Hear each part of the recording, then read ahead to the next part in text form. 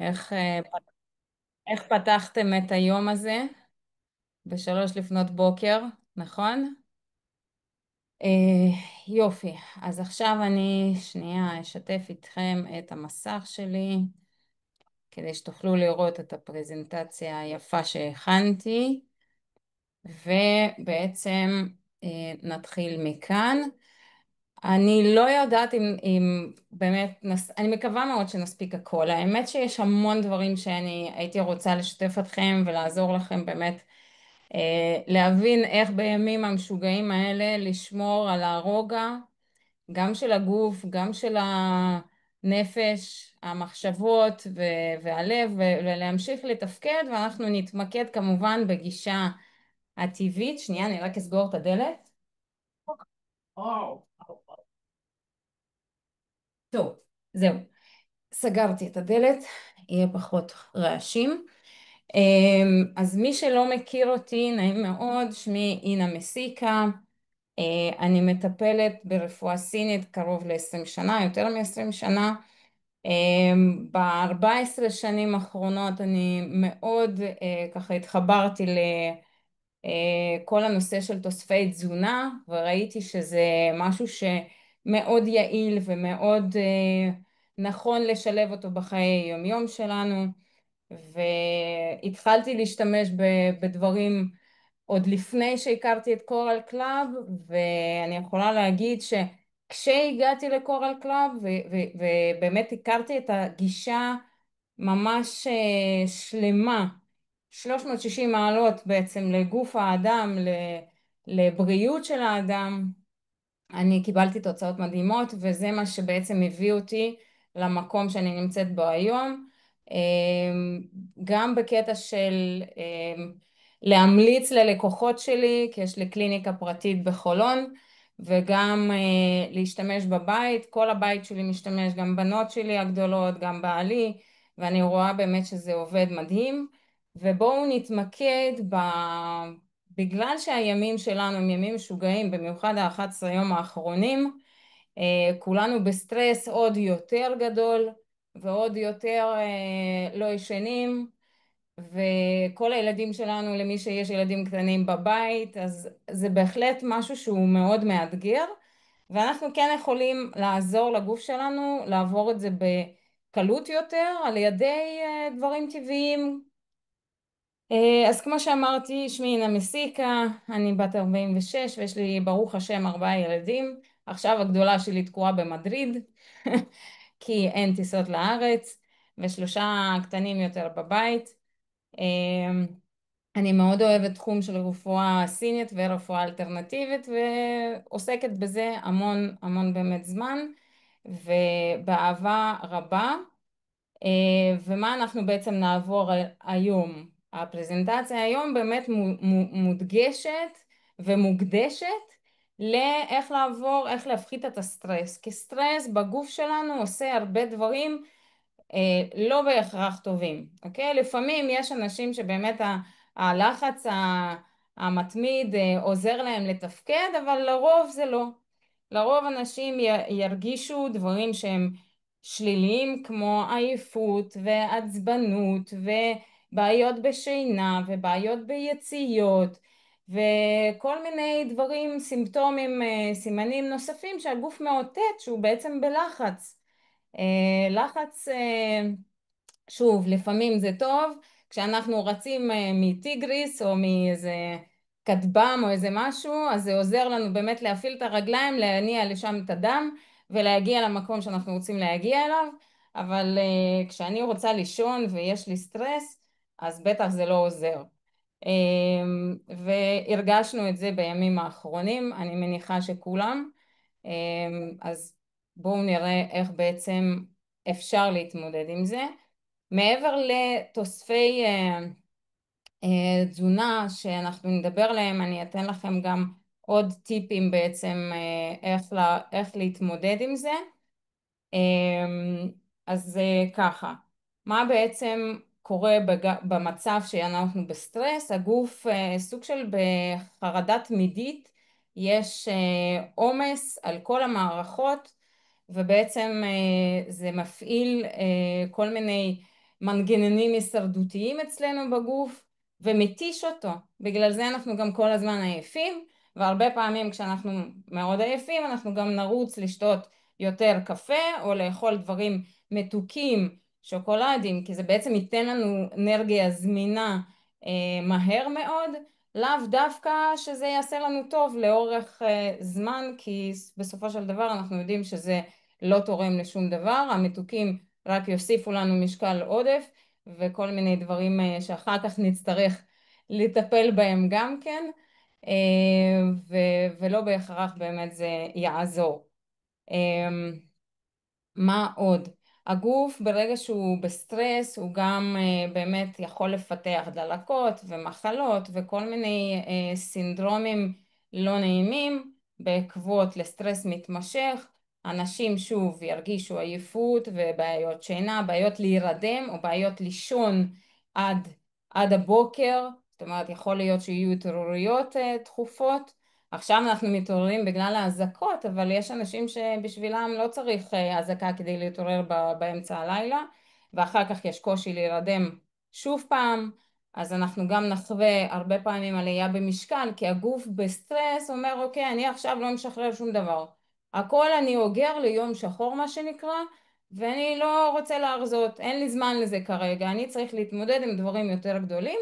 אז בעצם הוא שומר את הדברים האלה אחר כך, אולי ביום טוב אחר זה יקרה. הפרעות עיכול כמו אנשים בסטרס חווים הרבה פעמים או עצירות או שלשול, כל אחד תלוי מה הגוף שלו ואיך הוא בעצם מתפקד, וזה גם כן משהו לא כיף לחוות אותו, כי אנשים שבדרך כלל יש להם, כמו שנקרא, מעי רגיז או קיבה רגיזה, הם ירוצו איזה 5 פעמים לשירותים, זה גם מתיש, זה גם לא נעים, לפעמים אין גם שירותים, אנחנו לא נמצאים בבית, אז בעצם זה גם משהו שלא כיף להיכנס לשירותים במקומות ציבוריים, אז אנחנו לא נרצה. מעבר לזה, הפגיעה בחילוף חומרים זה לא רק העלייה במשקל, אלא גם למשל בעיות ספיגה של דברים כמו סידן, כמו ויטמינים, כמו דברים אחרים, ואז בעצם זה מביא גם שוב למתח ועצבנות וירידה בחיוניות. אנחנו יכולים גם לראות אנשים שיסבלו מנשירת שיער למשל, או פתאום איזה התפרצות של אקנה. זאת אומרת, האור גם יראה לנו את הבעיות שיש מבפנים. שוב, אם מישהו שסובל למשל עצירות, אז כל הדבר הזה נכנס לזרם הדם, זאת אומרת הגוף לא מתפנה מפסולת, זה מופיע בסופו של דבר בחיוניות של האור.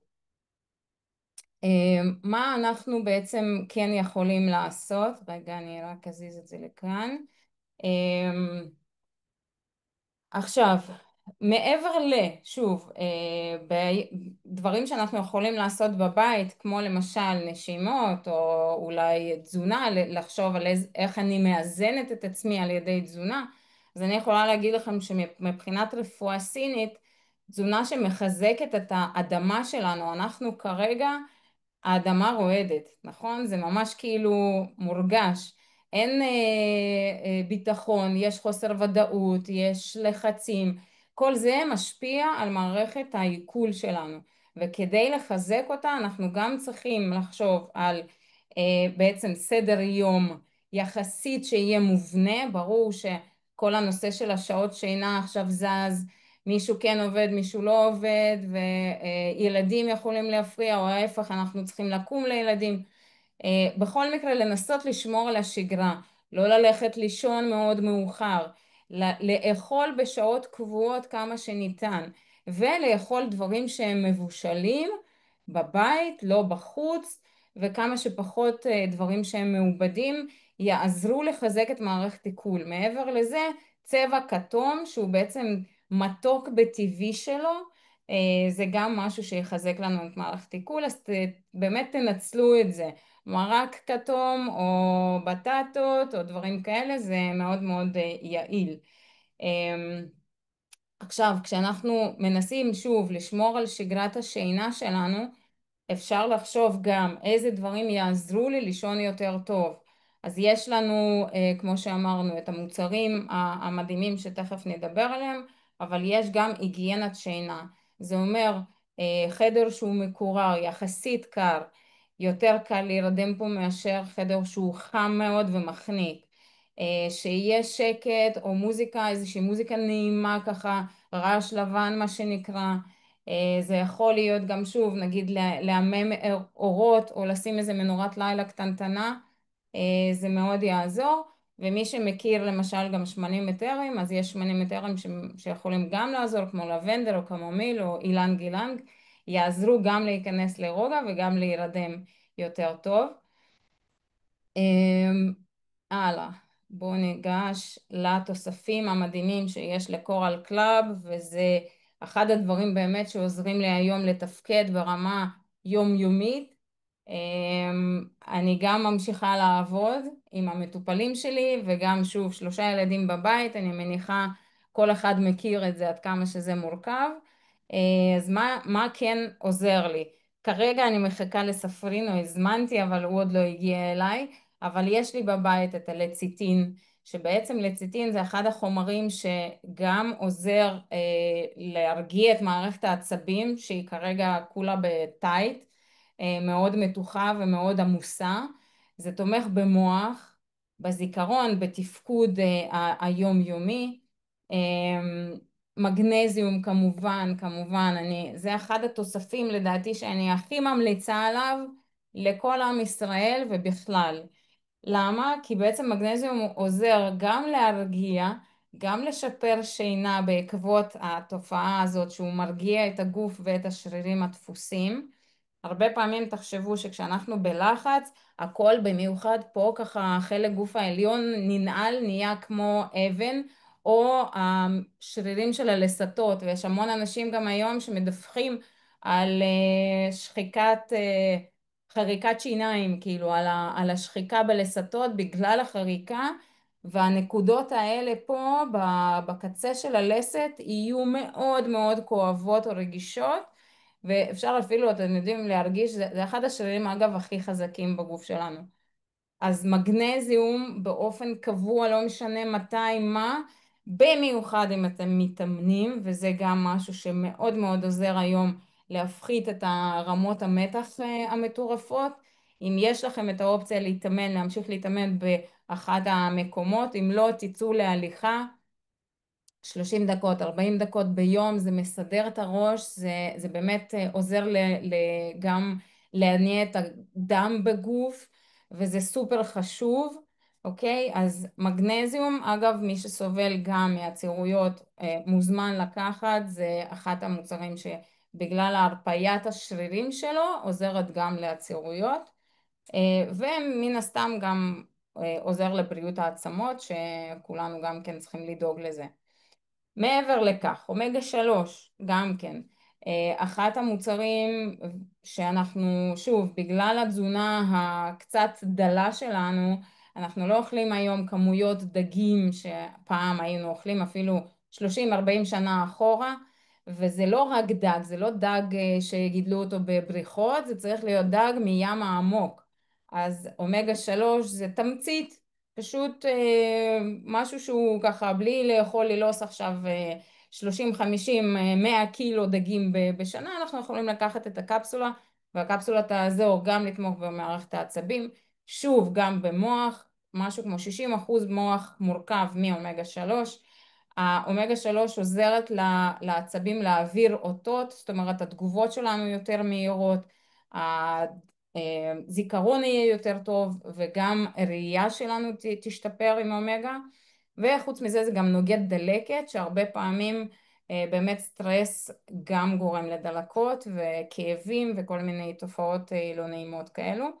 וכמובן קורל מיין, המים מים היפני, שבעצם זה מוצר דגל של קורל קלאב, ואני שותה את זה כל הזמן, הבקבוק הזה מלווה אותי כל היום, 1.5 ליטר לפחות, ועדיף, שוב, לפי משקל גוף, לחשב כמה מים אתם צריכים. אני אגיד לכם את הפורמולה, איך אפשר לדעת כמה מים צריך לשתות. אם אתם משקל 60, אנחנו מכפילים את זה ב-40 מיליליטר לכל קילוגרם גוף, ובעצם זה המינימום שבמינימום. אני לא מדברת על זה שאם ואנחנו בארץ, חום אימים בחוץ כרגע, אוקיי? חייבים להעלות את זה עוד קצת, ואם אתם מתאמנים ומזיעים או דברים כאלה, אז בעצם להעלות עוד קצת, ומעבר לזה אנחנו כל היום במזגנים, מזגנים מייבשים נורא את הגוף, כל המערכות, אז ככה שזה עוד משהו שמאוד מאוד חשוב. קורל מים בעצם זה הבסיס כדי לעזור לגוף לקבל את כל התוספים האחרים, לעבור את הדברים בצורה הכי טובה והכי תקינה, זה משהו שבאמת בסיס בסיס בסיס. בלי זה אנחנו לא מתחילים שום תוכנית בעצם, ויש כמה וכמה תוכניות וזה נמצא בכל תוכנית בעצם בתוך קורל קלאב, אז מי שלא מכיר תפנו למי שהזמין אתכם יעזור לכם בעצם לקבל את זה הביתה. אז כמו שאתם רואים, יש לנו כאן את כל מה שדיברנו עליהם, הספרינו והמגנזיום והלציטין, אומגה 3, זה בעצם, אם אנחנו ניקח, זה ערכה ממש מושלמת, אבל מעבר לזה, מי שמזמין מוצרים מגרמניה, אז יש את הגריפוניה, יש בארץ גם גוטו קולה אקסטרקט ומיינדסט, זה דברים שגם יכולים בהחלט לעזור להרגיע ברמה באמת מערכתית ותאית את הגוף, וכמובן לא רציתי לשכוח ולא שכחתי H-500 שזה אנטי אוקסידנט סופר חשוב, והוא בעצם מונע את הנזקים של סטרס בגוף. אוקיי? אז את הדברים האלה ממש בבסיס יומיומי לא לפספס, ותקשיבו, כמו שבזום קודם לדעתי, אחת הבנות אמרה, על הקופסאות כתוב לכם מינונים בהמלצה מקורל קלאב, אנחנו יכולים להגיד שזה בעצם תוסף תזונה, זה כמו תזונה, אוקיי? מה זה אומר תוסף תזונה? זה להעשיר את התזונה שלי, אוקיי? זאת אומרת, זה דברים שהם צמחיים, אין בעיה להעלות מינון ברגע שצריך. אם אני בסדר ושום דבר לא קורה אצלי בגוף ואני בריאה 100%, אוקיי? אז זה מה שמומלץ, זה מה שאני לוקחת. אבל אם יש לי בעיות ספציפיות שכבר דיברנו עליהן, אם זה בעיות שינה ואם זה בעיות של מערכת עיכול, אני בהחלט יכולה להעלות את זה. מה שכן, מגנזיום, בגלל התופעה של בעצם שחרור של מעיים, יכול לגרום ליציאות יותר תכופות, אז מי שסובל בעצם עניינים של הקיבה, כמו מעי רגיז, אז כדאי כן להתייעץ כמה לקחת. לדעתי אצלנו כאן זה 200, לא, זה 150 מיליגרם של מגנזיום בקפסולה אחת. המלצה יומית היא 600 מיליגרם לבן אדם בוגר, אוקיי? עכשיו, אנחנו לא יודעים לייצר מגנזיום ולא יודעים לאגור אותו בגוף, כמו גם אומגה 3 או דברים נוספים. בגלל זה זה משהו שאנחנו חייבים אותו או עם אוכל או כתוסף תזונה ברמה יומיומית כדי לתפקד כמו שצריך, בסדר? עכשיו חבר'ה, אם יש לכם שאלות אתם מוזמנים לכתוב בצ'אט או לפתוח מיקרופון ולשאול, אני מתקרבת ככה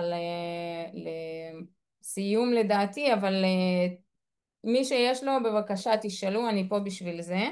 עכשיו, בונוס ככה, משהו שתוכלו להשתמש בו מעבר למה שדיברנו.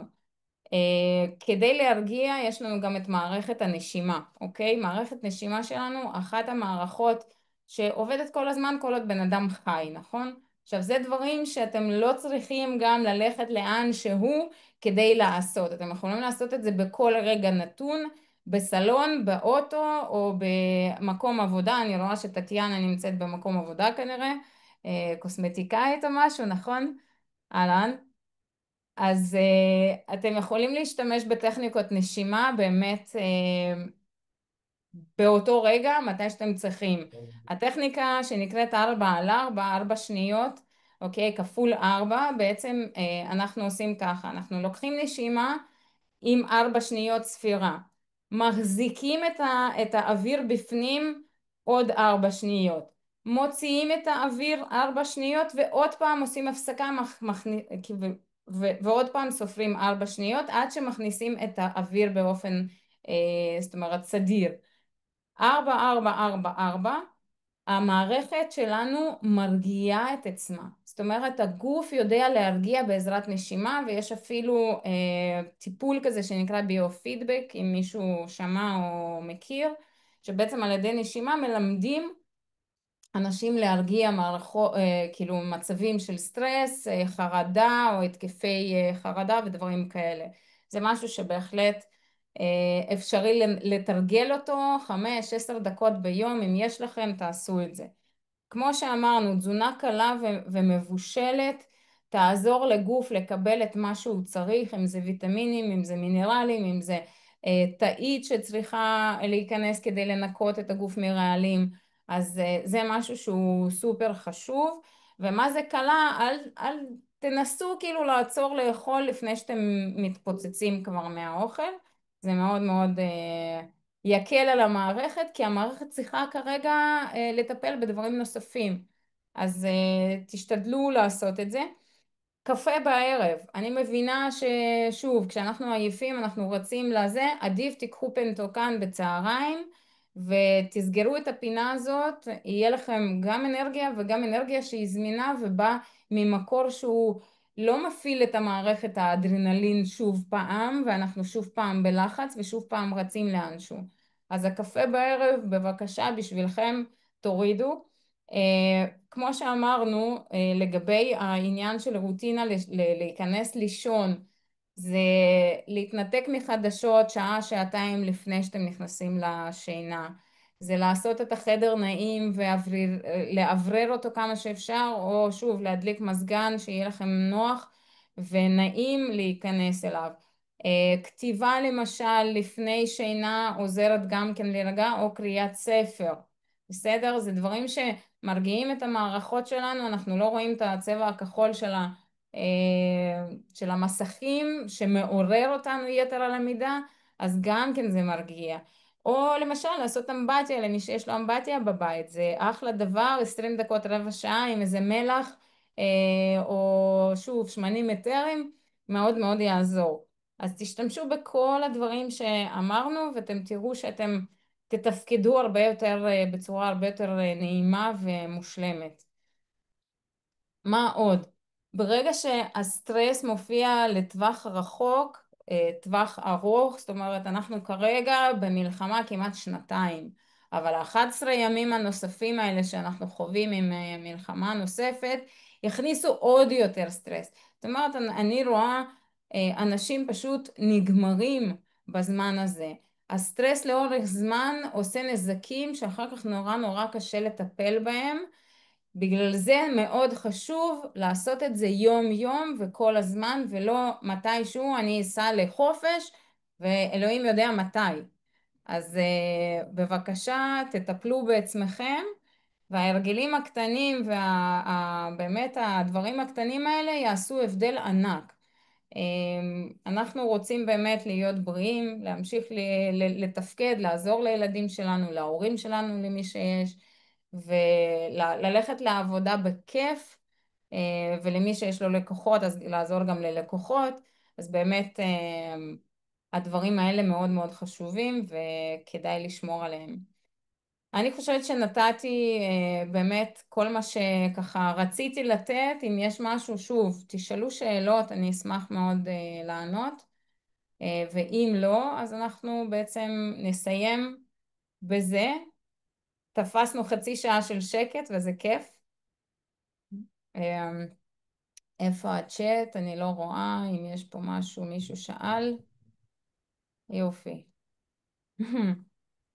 אז כולם הבינו כל מה שצריך, ואני מקווה שנהניתם. אני שמחתי לתת את חלקי בזום הזה, וכמובן תהיה הקלטה, מי שרוצה להעביר, לשמוע שוב פעם, או להעביר למישהו שחשוב לו. מי פתח שם את המיקרופון? תודה רבה. תודה ממש תודה רבה. לכם. תודה, תודה, תודה. שיהיה המשך ערב נעים ושקט, ותשמרו על עצמכם. אינוש, תודה, היה מאוד מעניין. לנושקה, תודה לך ממוש, תודה רבה. ובאמת שניפגש בשמחות. בטח.